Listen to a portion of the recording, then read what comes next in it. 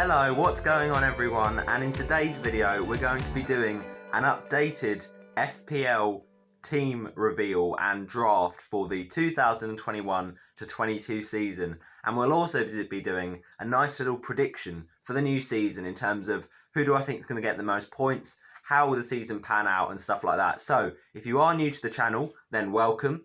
I'd really appreciate you smash that subscribe button and help me grow my followers. We're currently on a very good amount of subscribers here on FPL Yellow Army after just starting up 26. Let's try and get to at least 50 by the start of the season. Really appreciate the support on the channel.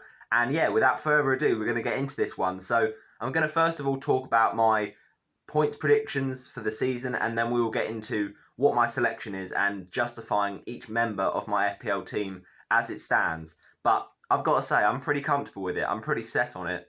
Unless, of course, injuries happen, unless pre-season tells us something really, really different. But I just think we've got the right balance, and there's a few things you've got to consider when making an FPL team. And I think having a balanced team to start the season is certainly one of them. Also, having a team with a bit of money in the bank could be really useful. So I'll go on to talk about how I've got that and how that really can help me up for match day 2. But yeah, it's a nice one, so hopefully you will enjoy it, and let's get into the video.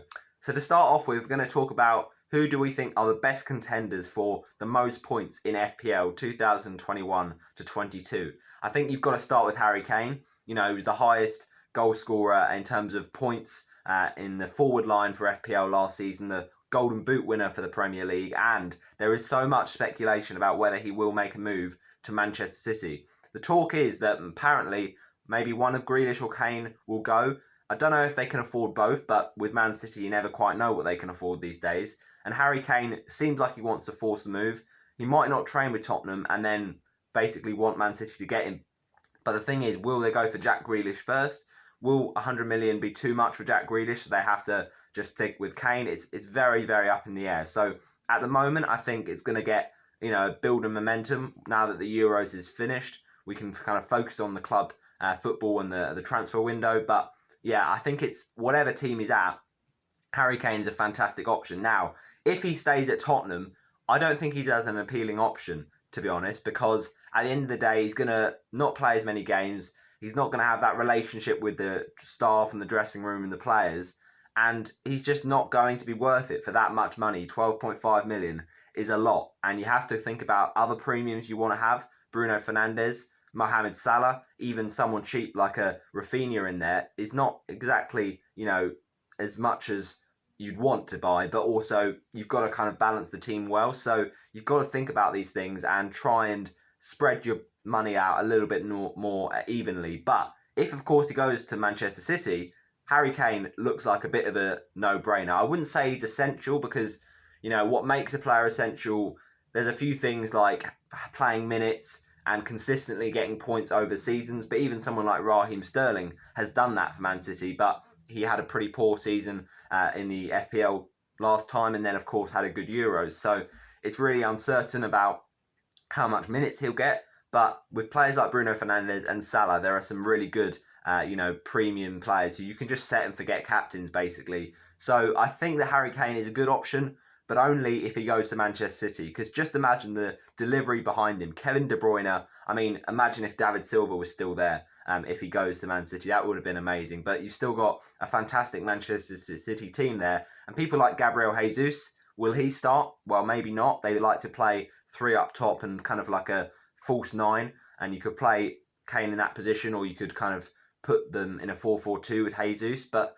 we just don't know if the transfer is going to go ahead. So he is a contender, of course. Harry Kane just scores goals, as we saw last season. So he is my first contender for scoring the most points in terms of this 21-22 season. The next one we've got is Bruno Fernandez. Now, Bruno Fernandez obviously was the highest scorer in terms of FPL points last season. He did get a lot of penalties, I'll admit, but he also made up for it in terms of contributing his points in other ways. Assists, goals in open play.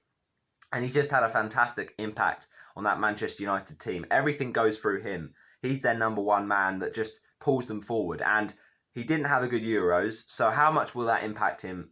Well, he can probably shrug that off. He's that good at the minute. But Manchester United's opening fixtures are interesting. Quite a nice run of games. Leeds are quite leaky, but the question is, with Jadon Sancho coming in, do you get Sancho in and then get a Man City player to cover for that game week 2 fixture versus Norwich? It's a very difficult one. Bruno Fernandez does rely a lot on penalties, but as we saw last season, he gets so many points. So I think he's going to be in a lot of people's teams. Now, I think Mohamed Salah's got to be the next one because Bruno Fernandez is pretty much essential, but I don't care what you say, Mohamed Salah is definitely essential. With those run of Liverpool fixtures, Norwich and Burnley in the first 2, and Mohamed Salah is just, every season, he's the man you fancy a captaincy on. You really do. And he just takes penalties. He looks sharp every season, and he's always fighting for the golden boot. So I think Salah is another one who's got a very good chance of getting up there. You know, Bruno Fernandez, 244 points last year, and you know, people like Salah still didn't get the most FPL points. So even though he didn't have one of his best seasons, Mohamed Salah, he was still amazing, and he was still voted as, you know, one of the best players in the season. I think he was in the team of the season. You've also got to think about Kevin De Bruyne. You know, he's had a lot of injury problems, but all right, last season was pretty amazing. He didn't probably, in my opinion, deserve to get Player of the Season, PFA, but he did. And at the end of the day, when he's fit, he's amazing. He did have a really good season, and especially the previous season to that was the highest point scorer in 1920. And of course, you know, he's got that game against Norwich match day 2. So don't get put off by that Tottenham fixture. I think Man City will still be confident in that game. And Kevin De Bruyne, he did get injured, obviously, for Belgium in Euro 2020, but you'd imagine he'd be back by then. And to be fair, at the same price as Bruno Fernandes, you've got a player in Kevin De Bruyne who, just like Bruno Fernandes, takes penalties, and you'd argue he's in the better team, Manchester City. So I think De Bruyne has to be a contender. You know what they say, it's always a Belgian, and De Bruyne is always so dangerous. He really does love to rack up those points with set pieces and penalties. So those are kind of the main favourites. I guess there's someone that's going to say it's Bruno Fernandes all day long, but that's only looking at last season. You can't base too much of your predictions on last season because obviously this season is going to have many different aspects. Watford are back in the Prem. You know, you've got fans coming back. You've got a lot of different variables which could change the way that players perform, and especially with the home advantage, that's going to improve a lot of options. Now, with the away fans, we still don't know, basically, if there's going to be away fans from the start of the season. I think I saw someone say that it wouldn't be till December that we'd have away and home fans, but fingers crossed there will be away fans from the start. But that does make it interesting, obviously, if you're likes of Bruno Fernandes, if there are away fans. Now, Bruno Fernandes gets away points so consistently, but he's actually even better at doing it, of course, when there'll be fans there, you know, cheering him on. So you've got to think about these things, but there are a lot of contenders for the most FPL points of the season. I'm just trying to think if I've not missed anyone out, but I don't think I have in terms of the, you know, obvious standout players. I think in general, you've got to look at the player who's playing for one of the best teams, has one of the best history of points, and also playing in an attacking position. You can't get someone like an N'Golo Kante or I don't know, Jordan Henderson, because you need someone that's going to get goals, going to get assists, and also is a good captaincy option. I think that is probably what these kind of players are. So it's a difficult one. I don't think it's going to be Bruno Fernandes that's going to be top scorer, though, next season. So my verdict, my prediction for the highest point scorer is not going to be a forward, surprisingly enough. It's going to be another midfielder. And this time, we're going for Kevin De Bruyne. Now, I don't think I'll actually own De Bruyne match day 1 because Tottenham is not the best of fixtures. But trust me, I think this guy, with a full season behind him, Man City are going to go for it again. And I think this guy is going to get the most points. He certainly has that star quality in him. So that's my prediction. But yeah, feel free to get down in the comment section below. What other things are you thinking about, and what other players you reckon will get close to that? Trent Alexander-Arnold's got to be a contender. Virgil van Dijk as well. If he can get, you know, a full season under his belt after his injury, I think it could be a really good season. And, you know, people like Jadon Sancho coming in, even Erling Haaland, if he could go to Chelsea, that could be a big contender for lots of FPL points. But it's all just speculation at this point. we haven't got much that's concrete. And unfortunately, we still haven't got the price point for Jadon Sancho in the game. They're yet to release it because I don't think he's quite completed his medical. But certainly some options in there for our FPL teams.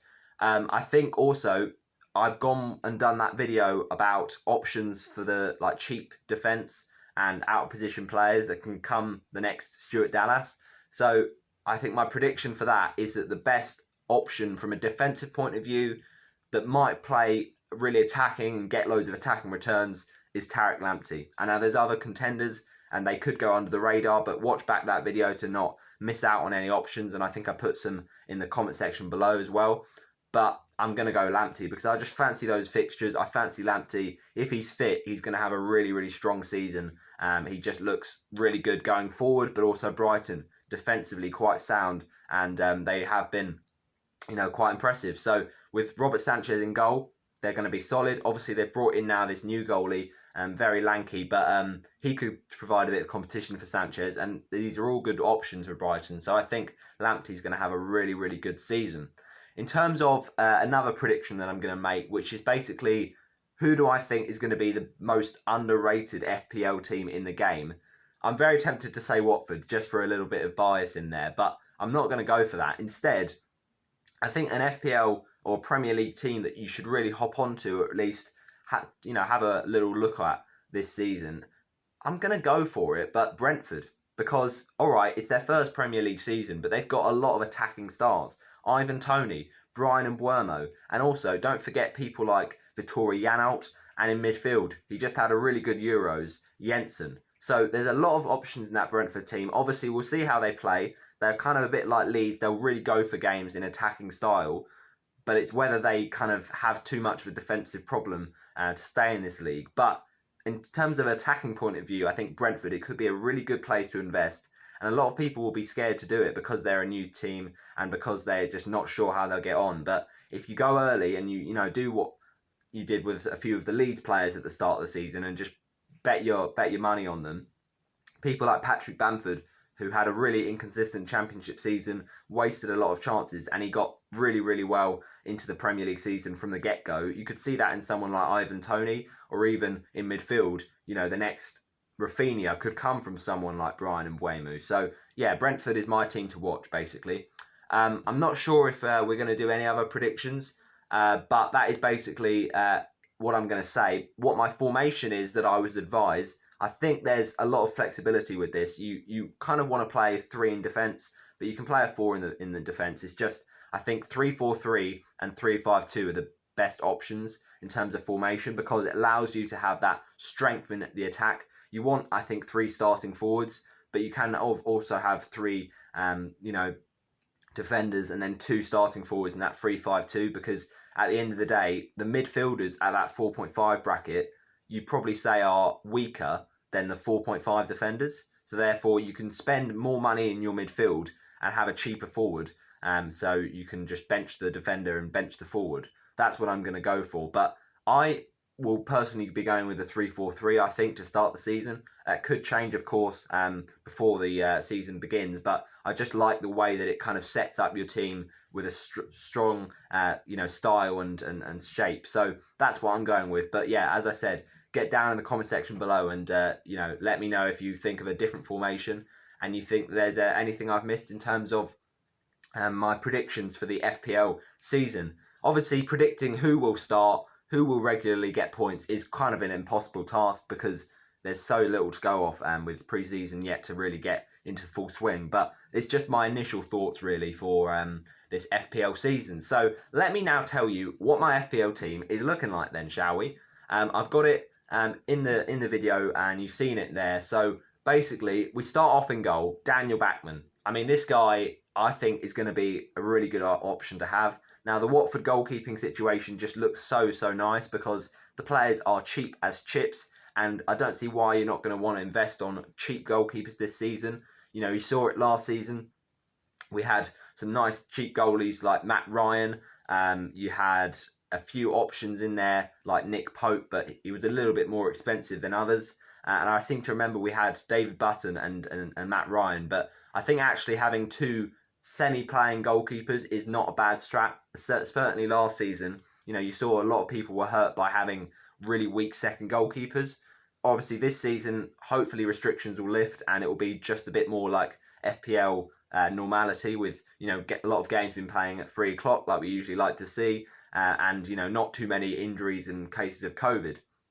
Obviously with, fans going back in the stadiums, there's going to be more COVID cases, but with a lot of people getting already vaccinated, there'll be hopes that there'll be a lot less deaths and it will be hopefully a lot less of an impact on the game. So yeah, I think Daniel Bachmann is a bit of a risk because, you look at someone like Sanchez, you look at someone like Emi Martinez, who probably have the better fixtures and they probably look like they're going to make more save points. Bachmann was fantastic in the Championship, but the Premier League is a big step up for him. So I hope he can really go for it and do well. But I just was really impressed with him in the Euros for Austria. I thought he made some absolutely fabulous saves against world-class players. And at the end of the day, he ended that championship season so well that I just think he's going to be our starting goalie. Why not go with him? And I thought about Robert Sanchez, but then I saw that new Brighton goalie come in, and that kind of does throw it into question a little bit. And the Brighton defence, as soon as I saw those fixtures, were certainly on my mind, and we'll get to that in a bit. But I just like the Brighton, fixtures from an attacking point of view for Tariq Lamptey, and I wouldn't say that doubling up right now is the way to go. Obviously, you can go for it if you think the fixture is good, like Liverpool. I've seen a lot of people got Robertson and Trent and Van Dijk.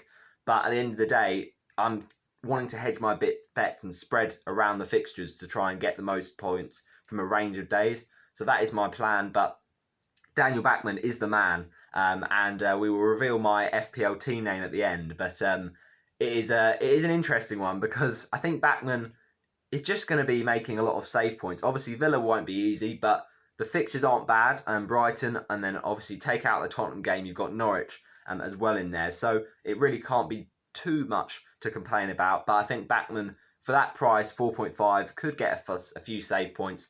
Let's not, forget too much or think too much about the goalkeeping situation, because people that, get really indecisive and change their goalkeeper, just wasting their transfers. So then in the back three, we've got Trent Alexander-Arnold. Now, he's been in my draft this whole time. I've had about 70 different drafts. But at the end of the day, he's not leaving it because he's just got so much attacking potential. And as I mentioned, he could be a good contender for one of the highest FPL players in the game. He just takes set pieces. He's so threatening. And I know that he missed out with injury for the Euros, but he's going to be fully fit and ready to go for the season. And, it just makes sense. He's on free kicks. He's on corners. He's got Norwich to start off with, and it's worth the money to pay for 7.5 million. Trent is just that perfect premium defender that everyone loves to have. So he's got to go into my team, and he's hopefully going to get some nice points against Norwich. Luca Dinier is next, and this guy was a bit of a dilemma, to be fair. We've got a few options of that 5.5 price bracket. Your likes of Aaron Cresswell, your likes of, in defence for even Tierney at 5 million and Kufal at 5 million. There's a few options there at that 5.5 price bracket, but I've gone with Luca Dinier because I think that at the end of the day, his attacking potential is just too much worth to not have. So you have to have it, really. From free kicks, he's really threatening, and he actually showed at the end of last season how his attacking potential is really there for all to see.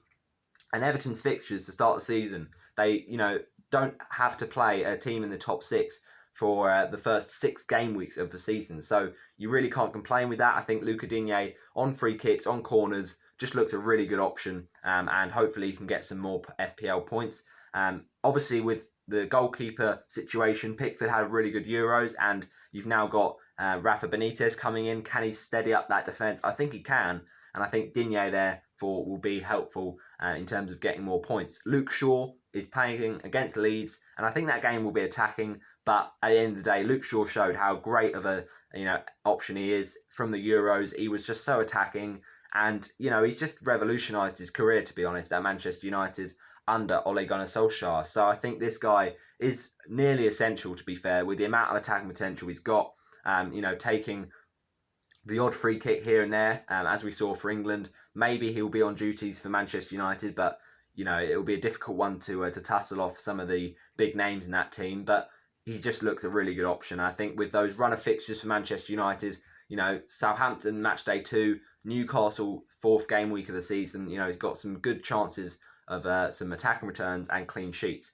The midfield, Ismaila Sarr, I think I've been so indecisive between Ismaila Sarr and Rafinha, and I will probably regret not having Rafinha, but at the end of the day, I'm wanting Ismaila Sarr because I think that he's just that key player for Watford, and if we start the season well, which we have done in the past, under the likes of Javi Gracia, Sarr is the man for our points, and I think that he is just those kind of players that gets quick out the blocks, and it's his first full season in terms of starting from pre-season in the Premier League, of course. He had an amazing championship season last time, 13 goals. He's our biggest threat, and I think he can really get at those fullbacks in that Villa game, especially Matt Targett. He's so good at taking on the fullbacks, Ismaila Sarr, and I think that it's just a great opportunity for Watford to go for that game, first match under the lights of Vicarage Road with the fans, and Ismaila Sarr certainly, he's on penalties perhaps if Dini isn't in the team, and if Pedro isn't, on them. So he just looks a great all-round option, and for 6 million, I can't take my Watford bias out of it. I've just got to have Ismaila Sarr. Buendia is the next one, obviously facing up against Watford in that same game. I think an Aston Villa attacker in some way is pretty important for your FPL team, especially with those fixtures. The first 3, to have those promoted teams in there, I think you've got to go on to it. But I think Emi Martinez, as we mentioned, is just too much for 5.5 million. So we've gone with Buendia instead. Now, I genuinely did consider Jack Grealish, but what if he goes to Man City? Then he might go and, just bench warm, basically. And I can't be having that for 8 million. I know Grealish will probably stay at Villa, and he's a great attacking option, but I just think Buendia is just as good. He's come from Norwich, he's so attacking, and he could take some free kicks, to be fair. So Emi Buendia looks a really good option. I hope he doesn't get any points against Watford because, of course, we've got Daniel Backman. But no, at the same time, I know that Villa have got a very good attack, and there's a nice run of fixtures for them to start the season. We've got some good fixtures as well for Wolves, but we can always just do a wild card early doors to kind of negotiate that fixture swing. And I think Buendia will be a really nice eye-catching option at 6.5 million. And we've not got Rafinha at that price for Buendia instead because of the fact we've got Luke Shaw. And I just think Rafinha's fixture against Manchester United, all right, you could say he's fixture-proof. But at the end of the day, I'd rather Shaw in that game, and I think that Rafinha can come later on. But at the end of the day, we will talk about how I've used my money wisely to, just spread the odds really, and give me a chance to change my team around if need be. Salah is next, captain against Norwich. It's locked in. The captaincy is just so easy for this match day 1 because Salah is just so good, quick off the blocks in the start of the season, and it's Norwich. It's got to be done. He's not going to be playing for Egypt at the Tokyo Olympics, so that is a good little sign that he's going to be fairly fit and ready to go match day 1, and he's just such a great premium option. Even though he is obviously a bit costly, 12.5 million, he's got to be in your team. Fernandez, 12 million. A lot of people I've seen not having Bruno Fernandez. Maybe it's a bit knee-jerky off the back of a bad Euros, but at the end of the day, he's still a very good option to have. A lot of people have got Kevin De Bruyne at the same price. Also, you've got to think about people like Raheem Sterling and Son Heung-min, who are available for cheaper prices. But at the end of the day, I think Fernandez just has it all in his locker. That Man United team just play through him, and Leeds, all right, they're good, but they did kind of show signs of leakiness last season. Although they ended the season strong defensively, I think there's always chance for points for Fernandez through the penalty and through the attacking creativity that he can just pull out the rabbit out of the hat at sometimes. So Bruno Fernandez is my vice captain. The front 3, we've got Callum Wilson up against West Ham. Now Wilson, I think, is a bit of a nice differential. I've seen a few people have him, but he's going a little bit under the radar. And I think that he's, a really good option. All right, he did have an injury problem, and Newcastle aren't the best team to invest in, but I think Wilson is their main man, and he starts the season well. He, of course, scored in the opening day of last season against West Ham, but that doesn't, mean anything. The main thing is that Wilson is an attacking threat for that Newcastle team. They're going to push for better things this season, and I think that Wilson on penalties looks a really nice 7.5 option. We have already got that Aston Villa coverage, so I didn't need Watkins, and also I just didn't feel that someone like Kelechi Iheanacho would be worth it. Obviously, to start the season, you'd imagine Iheanacho and Vardy play because apparently Patson Daka, the new arrival, is in some kind of Africa Cup of Nations or one of those tournaments. And then when he goes off, Iheanacho to the same tournament in the break, then of course we can have Daka come in. But I just don't fancy Iheanacho because although the Europa League doesn't start till match day 4, I just think that there's better fixtures and there's better players out there on penalties like your likes of Callum Wilson. I think Calvert-Lewin is just a must-have because, like I mentioned with Dinier, those Everton fixtures are so good. So he's got him up against Southampton. I think Calvert-Lewin was just so good to start the season. And he's got that kind of new season vibes. And we saw how he's just excelled under new managers, your likes of Duncan Ferguson, and of course getting the first goal of the Carlo Ancelotti era. I think he can, play to the strengths that the new manager Rafa Benitez brings because he's good at organising set pieces, and of course Calvert-Lewin's fantastic at finishing off those set pieces. And Southampton are quite a leaky team, so he could punish them there. But in terms of our final forward, we've got Ivan Toney. He's the budget option that everyone's turning to now. It is a risk, I'll admit, because he's an unknown quantity. We don't know he's proven, so it is a bit of a sloppy pick in the fact that we're kind of making a decision that isn't necessarily going to work. It could backfire, but it's a kind of a loose pick in a way because it's not really differential. It's quite template, to be fair, because a lot of people got him. But at the end of the day, template gets points, and you can divert away from the template later on in the season when there are some more differential options that emerge. But at the end of the day, Ivan Toney starts every game. He's on penalties. Arsenal have been quite poor so far, especially last season. But I think that it's good to have someone from that Brentford game because I think there will be goals in there. It will be a difficult one for Brentford, obviously. Arsenal still a big team to play, but I think Ivan Toney, off the back of 33 goals in the Championship, just looks far too good to not have. So that's our starting lineup. On the bench, we've got Ben Foster, cheapest chips, 4 million, and if Bachmann doesn't play, Foster will come in.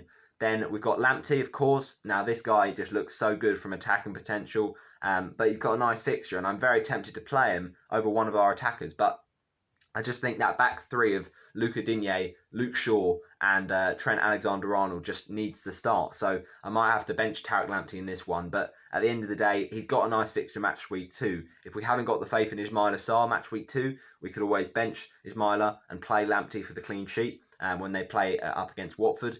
Fofana is second on our bench because 4.5 Leicester defender, it just has to be done. You've got to kind of exploit that price drop. It seems crazy for FPL to price him at that amount. And of course, we've mentioned with Iheanacho, they're going to have Europa League, so that's going to factor in. But it's not till match day 4. And Fofana, yes, he's not got very much attacking threat, but he's got the chances of clean sheets. Schmeichel is a very good goalie still in between the sticks. And I think that, some of their players, Ryan Bertrand, they brought in, I think they are going to have a solid defence. So why not have him on the bench for now? Because I think, with people like Jimenez coming back, and with Wolves making a good few signings like Trincao, and still having strong players in the team, it will be an interesting first game. But we'll have him on our bench and see what happens.